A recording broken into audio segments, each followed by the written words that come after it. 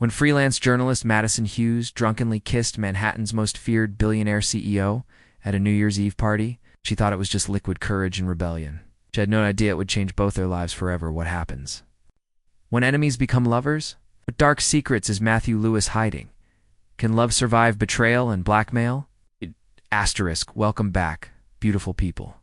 Today's story is equal parts drama and devotion, and trust us, you'll be hooked from the very first line. The champagne tasted like liquid courage and poor life choices.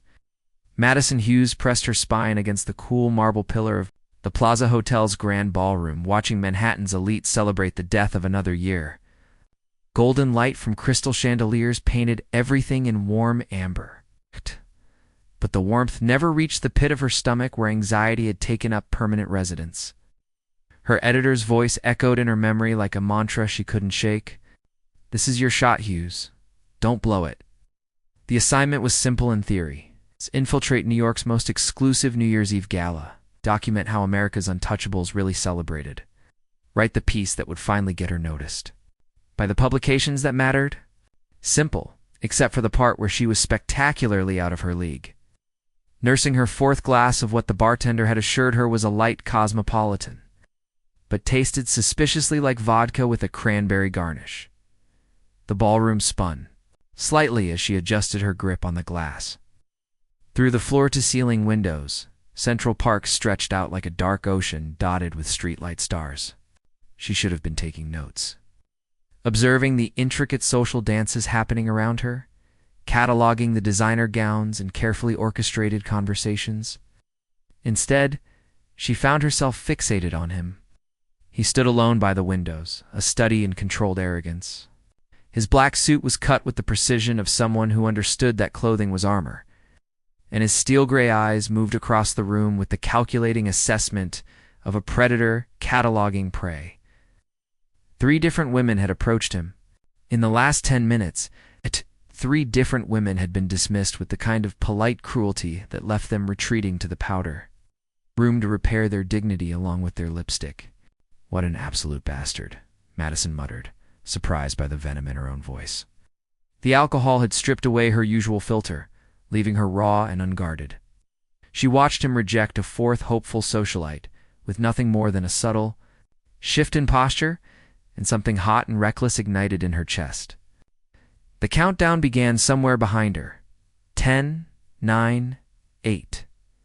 Madison pushed off from the pillar, her borrowed heels clicking against the marble with newfound purpose. The room tilted slightly, but her resolve remained steady. 7, 6, 5. She was done being invisible, done watching from the sidelines, done letting people like him make the rest of the world feel small. 4, 3, 2. He turned just as she reached him, those gray eyes widening in genuine surprise for the first time all evening. Up close, he was even more devastating. All sharp angles and barely contained power that radiated from him like heat from a flame. "Happy New Year," Madison said, and grabbed the lapels of his perfectly pressed jacket. The kiss was supposed to be a statement, a middle finger to his arrogance, and her own cowardice wrapped up in champagne-flavored rebellion. What she hadn't expected was the way he went completely still for half a heartbeat before his mouth moved against hers, with a hunger that matched her own. 7 seconds. That's how long it lasted. 7 seconds that tasted like Dom Perignon. In Dangerous Decisions, 7 seconds that rewrote every assumption she'd made about both of them. When she pulled away, his expression had shifted into something unreadable and infinitely more dangerous than simple arrogance. "Consider that your wake-up call," Madison heard herself say, her voice steadier than she felt. "Maybe try being human in 2025. She spun on her heel with what would have been a perfect exit if she hadn't immediately collided with a waiter. Carrying a tray of champagne flutes, the crash was spectacular, crystal exploding across the marble. Floor like fallen stars, Dom Perignon, erupting in golden arcs that caught the chandelier light. The entire ballroom turned to stare as Madison Hughes made what would undoubtedly become Plaza Hotel legend. Fleeing through the service entrance while security scrambled to understand what had just transpired, behind her, Matthew Lewis stood, frozen among the wreckage, champagne dripping from his Armani suit. His fingers unconsciously tracing his lips, where the taste of her still lingered.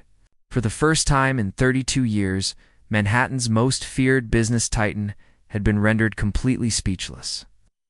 And for the first time in his carefully controlled life, Matthew Lewis discovered what it felt like to want something he couldn't simply acquire. 3 weeks later, Edison's Plaza Hotel article had become the most read piece in Metropolitan Culture magazine's digital history. Readers couldn't get enough of her insider's perspective on elite excess, though they had no idea their favorite. Cultural correspondent had fled the scene like a criminal after assaulting Manhattan's most eligible bachelor with her mouth. "Hughes, get in here." Her editor's voice cut through the newsroom's constant hum of keyboards and caffeine, fueled ambition. Marcus's Webb's tone carried that particular note of barely contained glee that made Madison's stomach clench with dread. She knocked on his glass office door, trying to project the confidence that had apparently impressed him enough to keep calling her in for bigger assignments. "Sit." Marcus didn't look up from his computer screen, his fingers drumming against his desk with the rhythm of someone about to deliver life-altering news. "Good news and complicated news." Madison perched on the edge of the leather chair, her portfolio pressed against her chest like a shield. "Okay, good news. You're off freelance probation. We're offering you a full-time position as senior cultural correspondent." The words hit her like champagne bubbles bursting against her tongue. 3 years of scraping by on assignment fees. 3 years of proving herself worthy of the publications that mattered. And finally, "That's incredible, Marcus. Thank you." "Don't thank me yet." His grin carried the sharp edge of someone who knew exactly what bomb he was about to drop. "Your first assignment is a 6-month embedded piece on corporate culture in America's most successful companies. You'll shadow CEOs, document their daily operations, get unprecedented access to how power really works in this city." Madison's heart hammered with excitement and terror in equal measure. That sounds amazing. What's complicated about that? Marcus swiveled his monitor toward her, and Madison's entire world tilted sideways.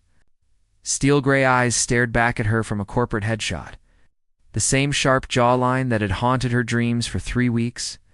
The same mouth that had kissed her back with surprising hunger in those 7 seconds that had apparently rewritten her entire future. "Meet your first subject," Marcus said, his voice rich with amusement. "Matthew Lewis, CEO of Lewis Industries. You start Monday." The portfolio slipped from Madison's numb fingers, papers scattering across Marcus's office floor like the remnants of her carefully constructed professional life. "No." The word came out as barely a whisper. "Absolutely not. Yes." Marcus leaned back in his chair, clearly enjoying her panic, and Madison, "Try not to kiss this one. Here he doesn't have much of a sense of humor." The universe, Madison decided, as she stared at Matthew Lewis's perfect, infuriating face on the computer screen, had a truly twisted sense of irony. Monday morning arrived with the relentless inevitability of a death sentence. Madison stood before the gleaming 60-story Lewis Industries tower, clutching her coffee like a talisman against the panic clawing at her chest. The building rose into the gray January sky like a monument to corporate dominance. All glass and steel, and the kind of intimidation that came with owning half of Manhattan's skyline. "You've got this," she whispered to her reflection in the lobby's polished marble walls. Professional, composed, definitely did not drunkenly assault his face 3 weeks ago. The receptionist's smile was surgically precise, her manicured nails clicking against her keyboard with mechanical efficiency. "Madison Hughes for Mr. Lewis. Top floor. He's expecting you." The elevator ride felt longer than her college education. Madison practiced her introduction in the mirrored walls, watching her reflection mouth words that sounded increasingly hollow with each repetition. "Good morning, Mr. Lewis. I'm here about the corporate culture piece. Let's pretend we've never met and definitely never kissed." The doors opened to reveal an executive floor that belonged in an architectural magazine. Floor-to-ceiling windows offered a commanding view of the city sprawling below, while modern furniture in shades of black and chrome suggested wealth so vast it had transcended the need for ostentation. "Mr. Lewis will see you now." His assistant, Was a woman in her 50s who looked like she could topple governments with a well-timed email. Madison's heels clicked against hardwood. That probably cost more than her apartment as she approached the massive office doors. She knocked twice and entered what felt distinctly like a lion's den. Matthew Lewis sat behind a desk the size of a small country, reviewing documents with the focused intensity of someone deciding the fate of nations. He didn't look up immediately, giving Madison precious seconds to catalog how much more intimidating. He was in his natural habitat, Ms. Hughes. His voice carried the same controlled authority she remembered, but now it was tempered with something else. Something that made her pulse quicken, despite every rational thought in her head. "Please, sit." Madison arranged herself in the leather chair across from his desk, notebook ready, professional mask firmly in place. "Thank you for agreeing to participate in this piece, Mr. Lewis. I know your time is valuable. Cut the act." The words landed like a physical blow. Matthew finally looked up, and the intensity in his gaze made her feel like a specimen pinned to a board. "I'm sorry." The professional journalist routine, we both know why this is awkward. He leaned back in his chair, studying her with the same calculating expression she'd seen him use on business rivals and financial news segments. "The question is, are we going to address it or pretend it never happened?" Heat flooded Madison's cheeks. "I was hoping for option 2. "Unfortunately, I don't operate on hope." Matthew stood and walked around his desk, stopping just close enough to make her acutely aware of his presence. "You kissed me, Miss Hughes? At a public event? Front of half of Manhattan's social elite. You were being rude to those women. I was conducting business. You were being an arrogant." Madison caught herself before the word could escape, "and your solution was assault." It was a kiss, not assault. The words erupted before she could stop them.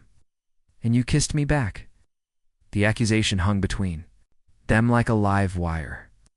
Matthew's eyebrows rose slightly, the first crack in his perfectly controlled facade. "Did I?" Madison's brain scrambled through the champagne-hazed memories of those 7 seconds.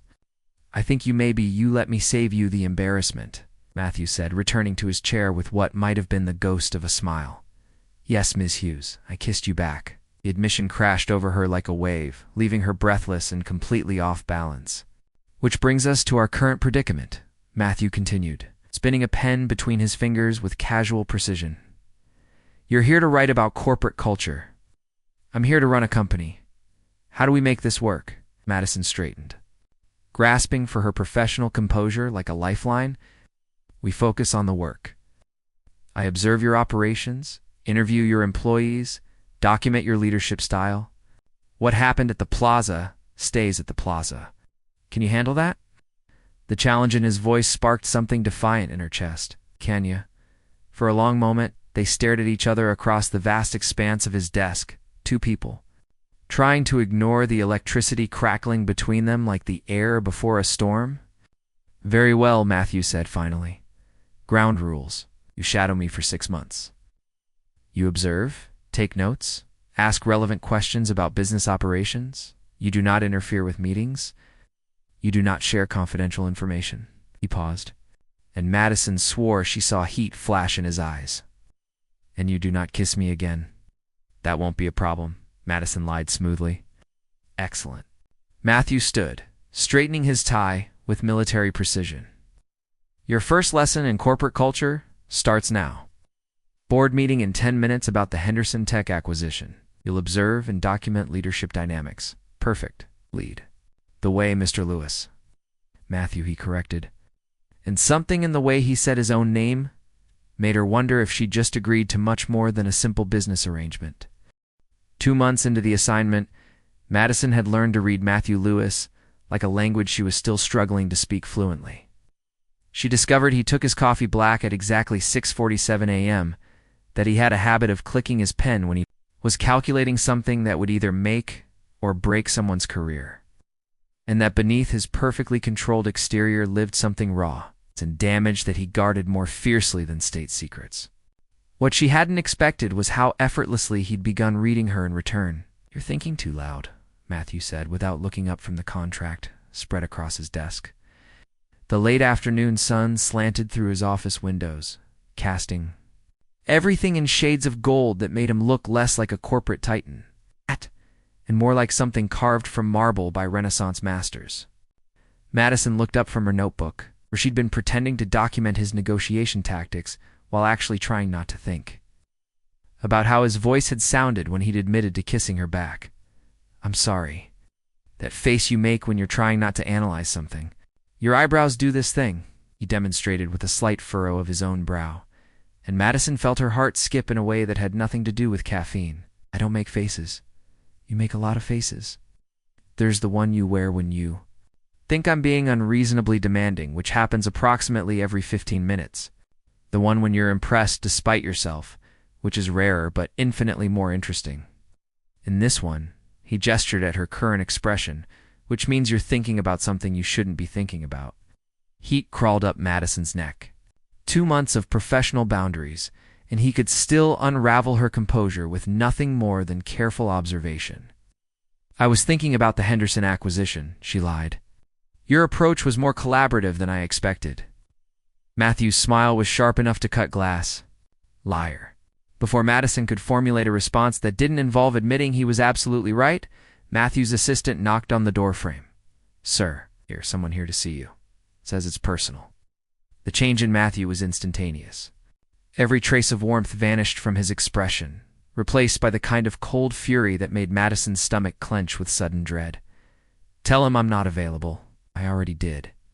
He says he'll wait." Matthew's jaw tightened, and Madison noticed his hand form a fist against his thigh before he forced it to relax. "Send him in." The man who entered Matthew's office carried himself with the easy confidence of someone accustomed to getting what he wanted through charm rather than force. He was handsome in the way politicians and salesmen were handsome, all white teeth and expensive suits that couldn't quite hide the calculating predator underneath. "Hello, brother." The word hit the room like a grenade. Madison's pen froze against her notebook as she watched Matthew's entire body go rigid with tension. "James." Matthew's voice could have frozen vodka. "I thought I made it clear you weren't welcome here." Now, that's no way to greet family. James's smile never wavered, but his eyes moved to Madison with the kind of assessment that made her skin crawl. "And who might this lovely lady be? Another one of your conquests?" "Ms. Hughes is a journalist documenting corporate culture. She's here in a professional capacity." "How wonderfully convenient." James's gaze lingered on Madison in a way that made her wish she could disappear into the leather upholstery. "I don't suppose this professional documentation includes the more intimate aspects of corporate leadership." Madison felt the temperature in the room drop by several degrees. When she looked at Matthew, his expression promised violence with surgical precision. "You have 30 seconds to say whatever brought you here, and then security will escort you out." Always so dramatic. James moved closer to Matthew's desk, his movements casual but somehow menacing. "I need money. The Cayman account has run dry, and my creditors are becoming impatient. Not my problem." "Oh, but it is." James's smile turned predatory. "See, I have some very interesting stories about how Lewis's Industries acquired its initial funding. Stories that certain regulatory agencies might find fascinating." The silence that followed was the kind that preceded avalanches. Madison could practically see the calculations running behind Matthew's eyes, weighing options and consequences. With the speed of someone who'd built an empire on making impossible decisions, "How much?" The words came out like broken glass. $2 million should cover it. For now, this is the last time. Of course it is. James's laugh was the sound of lies wrapped in expensive cologne. Always a pleasure doing business with family. He turned toward the door, pausing to look back at Madison with that same unsettling assessment. "Lovely meeting you, Ms. Hughes. I do hope you're documenting all aspects of corporate culture. The family dynamics can be particularly illuminating." When he was gone, the office felt like a crime scene. Matthew stood frozen behind his desk, his hands braced against the surface as if it was the only thing keeping him upright. Madison set down her notebook, her journalist's instincts warring with something deeper and more complicated. "Matthew, don't." The word came out raw and broken. "Whatever you're about to say, don't." I wasn't going to say anything about what just happened. That wasn't part of our deal. Matthew looked up at her, and for the first time since she'd known him, his carefully constructed masks had completely fallen away. What she saw underneath made her chest ache with unexpected sympathy. "He's my half-brother," Matthew said quietly. "Same father, different mothers. He's been bleeding me dry for 5 years. What does he have on you? Something that would destroy everything I've built." Matthew's laugh was bitter as winter wind. "The great irony is that I didn't even do anything wrong. But perception is reality in my world, and the truth rarely matters when you're trying to protect an empire." Madison stood slowly, crossing to the windows that overlooked the city sprawling below them. "Why are you telling me this?" "Because you asked. Because you're the first person in years who looked at me like I was human instead of a stock portfolio with a pulse." The admission hung between them like a bridge neither of them was sure they should cross. Madison turned to find Matthew watching her with an expression that was equal parts of vulnerability and challenge. "This stays between us," she said finally. "Even though it would make one hell of a story. Even though it would make one hell of a story." Something shifted in Matthew's expression, a crack in the armor that had been forming since their first conversation. He moved toward her slowly, stopping just close enough that she could smell his cologne and the faint scent of something darker underneath. "You're going to be the death of me, Madison Hughes." Her name in his mouth sounded like a prayer and a curse wrapped together. "That makes 2 of us." The space between them felt charged with electricity, dangerous and inevitable as a storm front moving in from the ocean. Madison knew she should step back, should maintain the professional boundaries that were the only thing keeping this assignment from becoming a complete disaster. Instead, she found herself moving closer. "We can't," she whispered, even as her hands found their way to his chest. "No," Matthew agreed, his fingers threading through her hair. "Absolutely can't." The kiss was nothing like their first one. That had been champagne and rebellion. This was something darker and infinitely more dangerous. This was the kiss of 2 people who knew they were making a mistake and didn't care about the consequences. When they broke apart, both breathing hard, Madison realized they'd crossed a line that would change everything between them. "This complicates things," she managed. "Everything about you complicates things." Matthew's thumb traced her cheek with devastating gentleness. "But I've spent my entire life making calculated decisions, and you're the first beautiful mistake I've ever wanted to make." Outside the windows, Manhattan sparkled in the gathering dusk, like a promise and a threat wrapped together. Madison knew she was standing on the edge of something that would either save or destroy them both. She just wasn't sure which one she was hoping for. 3 weeks after the kiss that changed everything, Madison discovered that falling for Matthew Lewis was like diving into Arctic water. Beautiful, exhilarating, and potentially fatal. They'd maintained the pretense of professional boundaries during business hours, but the nights had become something else entirely. Quiet dinners in his penthouse apartment 30 floors above the city, conversations that stretched until dawn, and touches that felt like confessions neither of them was brave enough to speak aloud. Madison told herself it was research and intimate. Look at how Manhattan's most powerful man lived when the suits came off and the masks came down. The truth was more complicated and infinitely more dangerous. She was falling in love with him. "You're distracted," Matthew observed over breakfast, his voice carrying that familiar note of careful analysis. Sunlight streamed through the floor-to-ceiling. Windows of his kitchen, painting everything in shades of gold that made him look almost mortal. Madison looked up from her untouched coffee, startled out of thoughts that had been circling around the same impossible question for days. How did you love someone whose life was built on secrets you weren't sure you wanted to know? Just thinking about the article. "I'm supposed to turn in my first draft next week. What conclusions have you drawn about corporate culture?" His smile was sharp enough to cut, but there was something softer underneath it now. Something that belonged only to her. "That it's more complicated than I expected." "Careful, Miss Hughes. That almost sounds like you're developing sympathy for the enemy." Before Madison could respond, Matthew's phone buzzed against the marble countertop. His expression shifted from playful to deadly serious as he read the message. "What is it, James?" The name came out like a curse. "He wants to meet. Says it's urgent." Madison felt cold dread settle in her stomach. She'd learned enough about Matthew's half-brother over the past month to know that his version of urgent usually meant expensive and destructive. You don't have to go. Yes, I do. Matthew was already moving, grabbing his jacket with the efficient movements of someone preparing for battle. Stay here. I'll be back in a few hours. Matthew, he turned back to her, and for a moment, his carefully constructed defenses fell away completely. Trust me. Whatever happens, trust that I'm trying to protect what matters most. The kiss he left her with tasted like goodbye. 2 hours later, Madison was pacing the length of his living room when her phone rang. The number was unknown, but something about the timing made her stomach clench with anxiety. Hello, Miss Hughes? The voice was smooth, familiar in a way that made her skin crawl. James Lewis. We met briefly at my brother's office. Madison's grip tightened on the phone. How did you get this number? I have my resources.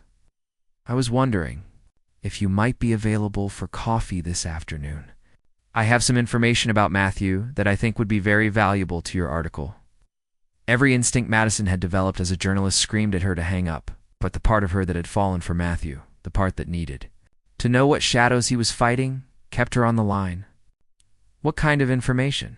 Kind that explains why Manhattan's golden boy pays his worthless half-brother $2 million every few months to keep quiet. James's laugh was the sound of poison wrapped in silk. Meet me at the Meridian Hotel. Room 2847. 1 hour. The line went dead, leaving Madison staring at her phone and wondering if she was about to make the biggest mistake of her life. The Meridian Hotel was the kind of place where affairs were conducted and deals were made in shadows. Madison found herself in the elevator, her heart hammering against her ribs as she watched the floor numbers. Climbed toward a conversation she wasn't sure she was ready to have. James opened the door of room 2847 with the kind of smile that belonged. In pharmaceutical commercials for drugs with lethal side effects, Ms. Hughes. So glad you could make it. The room was standard corporate luxury, all beige and brass that screamed expensive but temporary. James had spread photographs and documents across the king-sized bed like evidence at a crime scene. Before you say anything, Madison said, her voice steadier than she felt, I want you to know that whatever you think you're doing here, I'm not interested in destroying Matthew for a story. Destroy him? James laughed, settling into the room's single chair like a king holding court. My dear Miss Hughes, I'm trying to save him, from himself mostly, but also from the rather unfortunate consequences of his youthful indiscretions. Madison's gaze moved to the documents on the bed. Even from across the room she could make out financial records, legal documents, and what looked like police reports. 15 years ago, James continued, my brother was involved in a rather nasty business with some very unforgiving people, import-export, shall we say. The kind that customs agents tend to frown upon. I don't believe you. Drug trafficking specifically. Cocaine from Colombia, distributed through a network of luxury hotels along the eastern seaboard. James's voice carried the casual tone of someone discussing the weather. Matthew was young, stupid, and desperate for the kind of money that would let him build his empire. Madison felt the world tilt sideways. You're lying. The beautiful thing about money laundering is that it leaves such a distinctive paper trail, especially when you're too inexperienced to cover your tracks properly. James gestured to the documents with theatrical flourish. Bank transfers, shipping manifests, communications with some very interesting characters in very interesting places. The photographs were worse. Madison recognized Matthew's face, 15 years younger, but unmistakably him, standing next to men whose eyes carried the kind of emptiness that came from violence as a profession. These could be faked.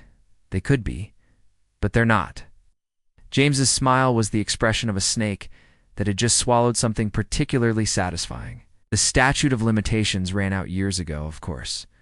But regulatory agencies don't care about statutes of limitations when they're deciding whether to investigate current business practices. And neither do business partners, investors, or the general public. Madison's hand shook as she reached for one of the photographs. Matthew looked so young, so desperate, so completely different from the man she'd fallen in love with. What do you want? I want you to understand what you're dealing with. Matthew may have convinced himself that he's left all this behind, but the past has a way of collecting its debts. James stood, straightening his jacket with practiced ease. He's been paying me to keep quiet about this for 5 years. But my expenses have been growing, and his patience has been wearing thin. So you're blackmailing him. I'm providing a service, protection, if you will. But I'm concerned that Matthew might be considering some rather drastic alternatives to our current arrangement. James moved closer, and Madison caught the scent of expensive cologne and something darker underneath. Alternatives that might put you in danger. The threat was subtle but unmistakable. Madison felt ice form in her veins as she realized the true scope of what she'd walked into. You're threatening me, I'm warning you. Matthew Lewis is not the man you think he is. He's dangerous, Ms. Hughes. Dangerous to his enemies. He's dangerous to his business partners. And most dangerous of all, to the people he claims to love. James moved to the door, pausing with his hand on the handle. Think carefully about how deep you want to go into this particular rabbit hole. Some stories aren't worth dying for. When he was gone, Madison stood alone in the hotel room, surrounded by evidence of the man she loves' darkest secrets. Photographs stared back at her like accusations. And she realized that everything she thought she knew about Matthew Lewis had been built on lies. Her phone buzzed with a text from Matthew. Coming home. Can't wait to see you. Madison stared at the message, her heart breaking and rebuilding itself around a terrible new understanding. She was in love with a ghost, a carefully constructed fiction designed to hide something dark and potentially deadly. The question was what she was going to do about it. Outside the hotel windows, Manhattan glittered in the afternoon sun like a beautiful, dangerous promise. Madison realized she was about to discover exactly how much truth she could handle and how much love was worth when it came with a price that might be higher than she was willing to pay. Madison was waiting when Matthew returned to his penthouse, the photographs spread across his dining room table like cards in a game, where everyone was destined to lose. He stopped in the doorway when he saw them, his face going through a series of micro-expressions that she'd learned to read over the past 4 months. Shock, calculation, and finally, a kind of weary resignation that broke her heart more than anger would have. So you know, his voice was flat, emotionless. The mask was back in place, but this time it felt like armor against her rather than the world. I know what James wanted me to know. Madison stood, her hands surprisingly steady despite the earthquake happening inside her chest. The question. Is what you want me to know? Matthew moved into the room slowly, like a man walking toward his own execution. When he reached the table, he picked up one of the photographs, the one of him at 19 standing next to men whose eyes held the weight of violence. This was taken in Miami, February 2010. I was desperate, broke, and stupid enough to think I could make a deal with devils and walk away clean. Were you trafficking drugs? No. The word came out sharp as a blade. I was laundering money for people who were. My father had just died, left me with a company that was hemorrhaging cash and debts that would have buried me for life. I needed capital, and I wasn't particular about where it came from. Madison felt something ease in her chest, followed immediately by shame at her relief. How long did it last? 6 months. Long enough for me to stabilize the company and realize I was in too deep to just walk away. Matthew set the photograph down, his fingers lingering on the edges like he was touching. A scar. These men don't accept resignations, Madison. They accept payment, or they accept blood. So you paid them. I paid them everything I'd made from their money, plus interest that nearly bankrupted me all over again. But it bought me my freedom. Matthew's laugh was bitter as winter wind, or so I thought. Madison moved around the table until she was close enough to see the pain etched in every line of his face. James found out. James has made a career of finding out things people would rather keep buried. 5 years ago, he approached me with evidence of my involvement with the Colombian operation. Said he needed money for gambling debts. Matthew's jaw tightened. I should have known it wouldn't be the last time. Why didn't you just tell him to go to hell? Because he wasn't bluffing. The regulatory investigation alone would have destroyed Lewis Industries. Legitimate businesses don't survive that kind of scrutiny, even when they're completely clean. Matthew met her eyes, and she saw something raw and desperate in his expression. I built this company on the bones of a mistake I made when I was 19 years old. Everything I've accomplished since then, every job I've created, every charitable foundation, every legitimate dollar I've earned, it all gets erased if this comes to light. The weight of his confession settled between them like a physical presence. Madison understood now why he'd looked so haunted when James had appeared in his office. Why he'd been willing to pay millions to keep a secret that was eating him alive from the inside. What did James want today? 10 million, said his creditors. We're getting impatient, and my previous payments weren't enough anymore. Matthew's hands formed fists against his thighs. I told him no. Madison's heart stopped. What did he say? That he'd go public with everything, the photos, the financial records, all of it. But first, he'd make sure the people I care about understood exactly what kind of man they'd been trusting. Matthew's eyes found hers, and she saw fear there that had nothing to do with his own survival. He mentioned you specifically. The pieces clicked into place with sickening clarity. James hadn't been trying to expose Matthew or even collect money. He'd been maneuvering them both into position for something much more sinister. He wants me to write the story, Madison whispered. He wants me to destroy you publicly so he doesn't have to get his hands dirty. When I refuse to pay him, he'll have evidence that I'm willing to sacrifice innocent people to protect my secrets. Matthew's voice cracked slightly. It's actually brilliant. Destroy my reputation and my conscience in one move.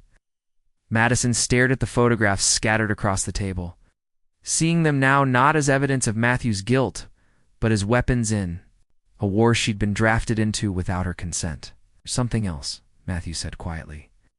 The men in those photos, the ones I laundered money for, 3 of them are dead. Killed in what the Miami police called gang violence, but what I know is actually house cleaning. Someone's been eliminating loose ends from that operation for the past 2 years. Ice formed in Madison's veins. You think James is working with them? I think James is stupid enough to have involved himself with people who view human life as a line item on a budget sheet. Matthew moved closer, his hands finding her face with devastating gentleness. Which means everyone connected to this story is potentially in danger, including you. The weight of the situation crashed over Madison like a wave. She was standing in the middle of a war between 2 brothers, surrounded by evidence of crimes that had been committed when she was still in high school, facing people who killed to keep secrets that weren't even hers. It to go to the police. With what? 15-year-old evidence of crimes I've already paid for? Photos that James could claim were doctored? The only thing that would accomplish is giving him exactly what he wants. Matthew's thumb traced her cheek like he was memorizing the feeling. Unless what? Matthew stepped back, and Madison saw the exact moment when he made a decision that terrified him more than facing down drug cartels or business rivals. Unless we give them a different story, one that's true, recent, and involves crimes that are still prosecutable. Matthew, what are you talking about? James isn't just blackmailing me. He's been embezzling from Lewis's Industries for 2 years, skimming money from accounts I gave him access to when I was trying to help him get back on his feet. Matthew's smile was sharp as broken glass. I have evidence, financial records, security, footage, communications, enough to put him away for wire fraud, embezzlement, and racketeering. Madison felt her world shift again, but this time toward something that felt like hope instead of despair. Why didn't you use it before? Because he's my brother. Because I thought I could save him from himself. Matthew's laugh was bitter. Because I'm an idiot who let sentiment override common sense? But now he's threatening you. I'd burn down everything I've built before I let him hurt the woman I love. The words hit Madison like a physical blow. In all their nights, together, through all their careful conversations and desperate kisses, neither of them had been brave enough to speak the truth that had been growing between them like something wild and dangerous. You love me? I love you enough to destroy my own brother to keep you safe. I love you enough to risk everything I've built to give you the story that will make your career. Matthew's voice broke slightly. I love you enough to let you walk away if that's what you need to do. Madison looked at the photographs one more time, seeing them now not as evidence of who Matthew had been, but as proof of how far he'd traveled from the desperate boy who'd made impossible choices in impossible circumstances. I'm not walking away. Madison, I'm not walking away, she repeated, moving close enough that she could feel the heat radiating from his body. "But I'm not writing the story James wants either." "Then what are you going to do?" Madison smiled, feeling something fierce and protective rise in her chest. For 4 months, she'd been documenting Matthew's professional life, cataloging his leadership style and business practices.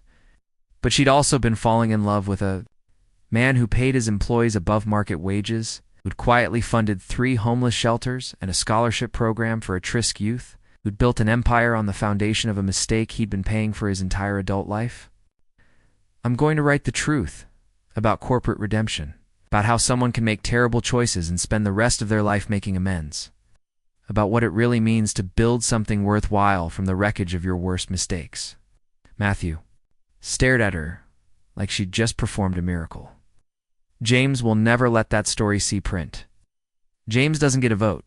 Madison reached for her phone, her heart hammering with the kind of adrenaline that came from making decisions that would change everything. But the FBI might be very interested in his recent business activities. 2 hours later, Madison sat in her editor's office while FBI agents downloaded files from Matthew's personal server and Marcus Webb, tried to process the story that had just landed on his desk like a gift from the journalism gods: corporate whistleblowing, financial fraud, and a redemption arc that reads like something out of a movie, Marcus said, shaking his head in amazement. "Hughes, this is Pulitzer Prize material." Through the glass walls of the office, Madison could see Matthew being interviewed by Agent Chin, his voice steady and calm, as he detailed 2 years of evidence against his own brother. She'd seen him negotiate billion-dollar deals and face down hostile board members. But she'd never seen him look as determined as he did right now. "There's one condition," Madison said, turning back to Marcus. "We run the story exactly as I write. No editorial changes that shift the focus from redemption to destruction." Matthew Lewis gets portrayed as what he is: a man who made mistakes and spent 15 years making up for them. James Lewis gets portrayed as what he is: parasite who fed off his brother's guilt until he forgot that some people actually change. Marcus's grin was the expression of an editor who knew he was about to publish the story of the year. "Done. When can you have the first draft ready?" "Give me a week." Madison left the office as the sun was setting over Manhattan, painting the city in shades of gold and crimson that made everything look like it was on fire. Matthew was waiting for her by the elevators, his tie loosened and his hair disheveled. "From running his hands through it, how do you feel?" she asked. "Like I've been holding my breath for 5 years and can finally exhale." Matthew's arms came around her waist, pulling her close enough that she could feel his heartbeat against her chest. "Like I'm about to find out whether love really can survive the truth." "It can," Madison whispered, reaching up to trace the line of his jaw. "We can." The kiss tasted like promises and new beginnings, like the kind of ending that was really just, the start of something better. When they broke apart, Manhattan glittered below them through the lobby windows. Beautiful and dangerous and full of possibilities that neither of them had dared to imagine 6 months ago. "So what happens now?" Matthew asked. Madison smiled, thinking about the story she was going to write, the truth she was going to tell, and the man she was going to love through whatever came next. "We find out what happens when you stop running from your past and start building your future." 6 months later, Madison's article Redemption in Glass and Steel: How Corporate America's Most Feared CEO Built an Empire on Second Chances, won the National Magazine Award for feature writing. James Lewis was sentenced to 8 years in federal prison for embezzlement and wire fraud. Lewis's industry stock reached an all-time high after the story revealed Matthew's anonymous charitable contributions and ethical business practices, and on a Tuesday evening in October, in a penthouse apartment 30 floors above Manhattan, Matthew Lewis asked Madison Hughes to marry him with a ring that had belonged to his mother, and a speech about how she'd taught him the difference between the man he'd been and the man he wanted to become. She said yes. Of course, some stories Madison had learned were worth everything. Asterisk. Like this video if the story touched your heart. Subscribe for more emotional tales, and share with someone who believes in the power of true love. And let us know in the comments. We love connecting with our global community of romance lovers. The end.